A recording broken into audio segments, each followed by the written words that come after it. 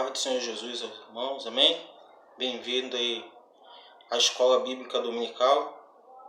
Então, vamos estar aí fazendo uma oração inicial para a gente dar aí início à nossa Escola Bíblica, amém? Pai, em nome de Jesus, agradecemos a Ti, Senhor, porque mais uma semana se passou e se passou na Tua presença, Deus. E chegamos até aqui e podemos dizer, até aqui nos ajudou o Senhor. E o Senhor continuará nos ajudando até que a igreja seja retirada da terra ou até que a morte chegue, a primeira morte chegue para nós e nós morreremos sabedores de onde nós estaremos e para onde nós iremos. E isso não há preço, não há nada que possa comprar essa certeza de que estaremos com o Senhor na glória. Senhor, toma, Senhor, esse momento da escola bíblica em Tuas mãos. Nós possamos aprender a partir de agora uma porção da Tua palavra, saber um pouquinho mais acerca de Ti, aprender um pouquinho mais com o Teu Santo Espírito que está entre nós. Em nome de Jesus, amém. Querido, na semana passada eu interrompi aí o vídeo quando chegou em 15 minutos, né? Porque eu entendi, né, durante essas gravações, assistir aos cultos, para participar dos cultos nessa modalidade que a gente está sendo obrigado, por enquanto, a fazer, eu percebi que talvez seja de melhor proveito ter 15 minutos com os irmãos. É melhor ter 15 minutos com os irmãos presos com a atenção no que está sendo dito do que ter 40 minutos e os irmãos apenas absorverem 10, 5 minutos, né? Então, por isso eu resolvi fazer sempre os vídeos com no máximo 15 minutos, até 15 minutos. Mais do que isso eu não tenho costume de fazer. Então eu interrompi o vídeo na semana passada e deixei até de terminar um raciocínio acerca do finalzinho ali do capítulo 1 de Colossenses, que é o livro que a gente está... a carta que a gente está estudando, né? E aí a carta, o final da carta, o apóstolo Paulo ele vem falando sobre ser um cristão completo, ou como eu posso apresentar Jesus de forma completa, que é o grande mistério que foi escondido durante séculos, mas que foi revelado para os gentios, né? Para nós, né? Qual é o mistério? O mistério que o apóstolo Paulo está falando, que esteve oculto por gerações, lá no versículo 26, é exatamente ter Cristo em nossas vidas. É o viver na dispensação do Senhor. É ter a certeza de que qualquer coisa pode me acontecer, mas o Senhor estará sempre comigo, né? Ter esse raciocínio me faz lembrar de uma passagem do Antigo Testamento, em que Sadraque, Mesaque e Abednego eles estão ali, né, prestes a ir para a fornalha, e aí eles fazem uma declaração e dizem: olha, se for da vontade do Senhor que a gente morra queimado aí nessa fornalha, amém. Cara, mas se não for, Ele vai nos salvar. Mas não importa, nós não vamos nos dobrar, né? Então, essa certeza, esse é o mistério, né? É você viver não de acordo com a oscilação do mundo, mas é viver de uma forma constante na presença do Senhor, né? E aí eu falei até um pouco sobre a diferença entre uma pessoa alegre e uma pessoa feliz, né? O crente ele é feliz em qualquer circunstância porque ele não está sujeito às oscilações desse mundo. Ele é feliz porque ele está sempre na presença de Deus, independente do que está acontecendo, tá? E ele não é atingido por nenhuma dessas coisas. Esse é um mistério de estar na presença do Senhor. E aí o apóstolo Paulo ele fala também acerca do sofrimento que ele sofre, né?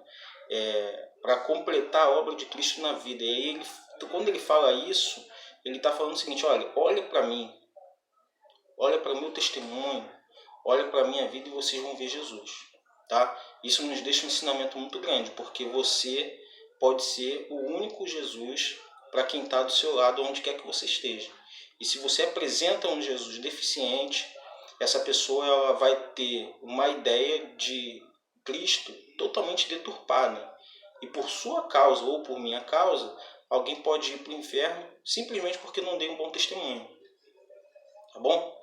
E aí a gente completa esse raciocínio do finalzinho ali do capítulo 1 de Colossenses, e hoje a gente vai iniciar, né, uma leitura do capítulo 2 dessa carta que o apóstolo Paulo escreve aos Colossenses, sempre resgatando que o apóstolo Paulo não conheceu essa igreja, ele não foi lá, tá? Ele nunca visitou essa igreja, mas aí não só essa igreja, mas as igrejas dessa região ele não visitou, mas ele escreve a sua carta a partir de relatos, e aí a maioria das cartas que o apóstolo Paulo escreve, ele está preso, então na prisão ele escreve essa carta que é entregue, tá, na cidade, na igreja de Colossos. Então, lá no capítulo 2, no versículo 1, a gente vai fazer uma leitura rapidamente aqui, né?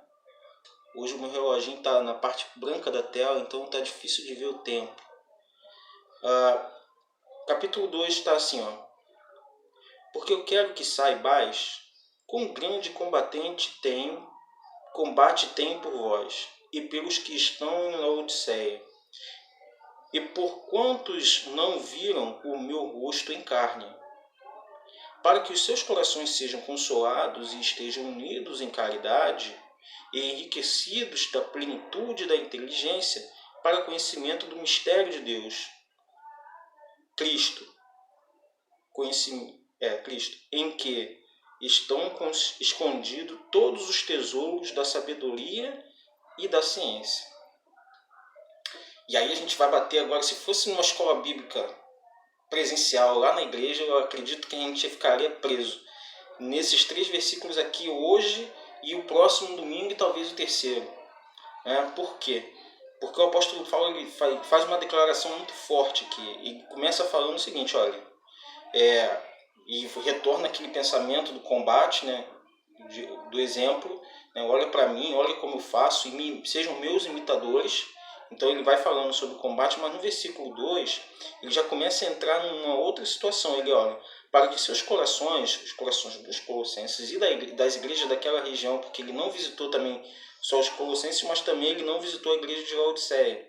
Então ele começa falando assim, olha, vocês nunca viram meu rosto em carne, os caras nunca conheceram o apóstolo Paulo. Eles apenas conheciam a fama, eles conheciam de ouvir falar, de relatos, né? Talvez você conheça muitos pastores, líderes, de nunca ter visto esses caras pessoalmente, né? Mas de ter ouvido falar. Ora, coisas boas, ora, coisas ruins, né? E dependendo dessas coisas ruins, a gente tem um péssimo hábito de olhar somente, de dar muita ênfase, de puxar, né, de colocar uma lupa sobre os defeitos das pessoas. E temos são pouquíssimas vezes que eu vi isso acontecer na minha vida, de alguém colocar lupa sobre as qualidades, né? Então, já é alguma coisa que a gente tem que prestar atenção, né?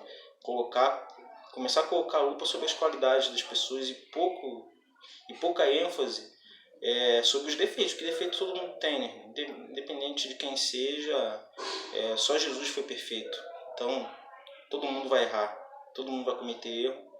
Então, mas a gente coloca sempre uma lupa sobre os defeitos, né? A notícia ruim, uma fofoca, uma intriga, ou mesmo que seja uma verdade, mas que seja espalhada, ela se espalha como um rastilho de pólvora, né?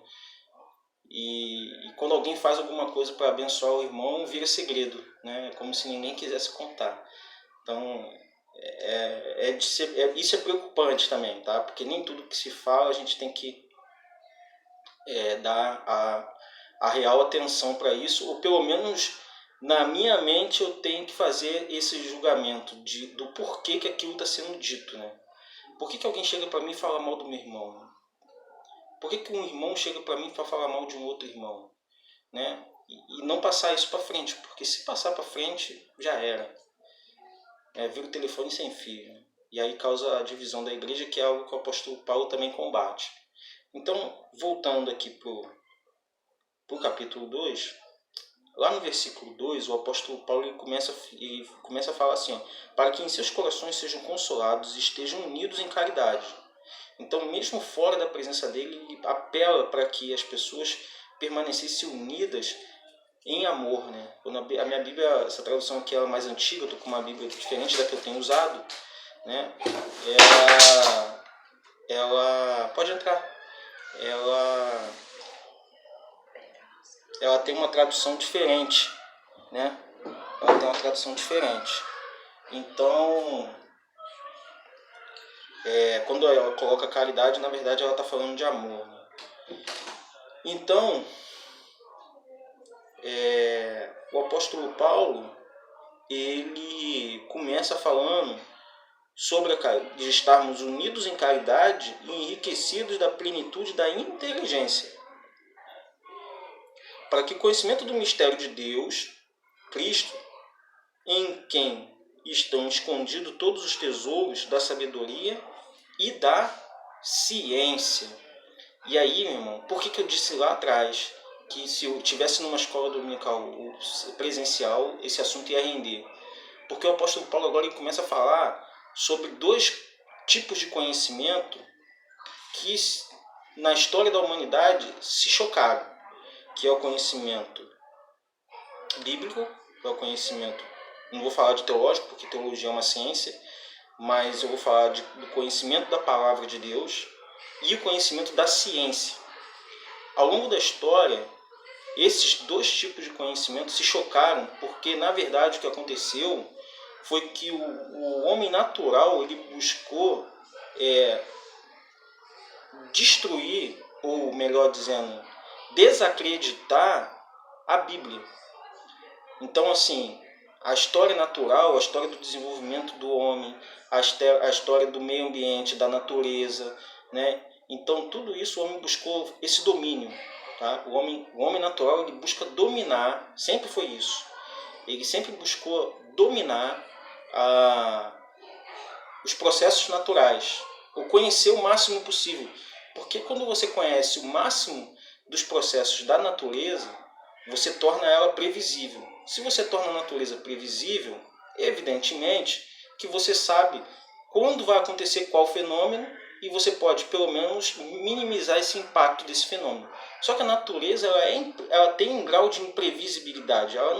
Você não tem como saber quando vai cair uma chuva torrencial do nada, ou quando vai acontecer um terremoto, ou quando o inverno vai ser mais rigoroso do que o de anos atrás. Né? Então, a natureza, o homem tem limite no que diz respeito à ciência. Mas o apóstolo Paulo está falando ali da ciência de uma maneira que a inteligência do homem trabalhe em prol da palavra de Deus. Ele coloca de uma forma que a nossa inteligência, o nosso saber, ele tem que trabalhar em prol do desenvolvimento e do espalhamento da palavra de Deus de uma maneira que ele colocou no capítulo anterior, que é forma completa. Então, não adianta, mano, eu fazer mestrado, doutorado, pós-doutorado e fazer um monte de coisa, se todo esse conhecimento não vai proporcionar um desenvolvimento espiritual, não vai proporcionar o espalhamento do conhecimento bíblico para as outras pessoas. Entenda que Deus ele permite que determinadas pessoas, né, a Bíblia ela fala que em determinado momento a Bíblia ela deixa mais ou menos, não chega a ser claro isso, de que a palavra ela veio para os humildes. Né? Mas não preciso, eu posso ser humilde e ter conhecimento científico e usar esse conhecimento científico para a propagação do Evangelho. Porque eu vou atingir pessoas que não são do nosso círculo, eu vou atingir pessoas que estão num patamar mais acima, mas veja bem, Deus ele veio para nós e veio para esses também. Tá? Jesus ele veio para nós e veio para esses também. Então, você ter um evangélico, uma pessoa que tem um conhecimento científico, no meio científico, né?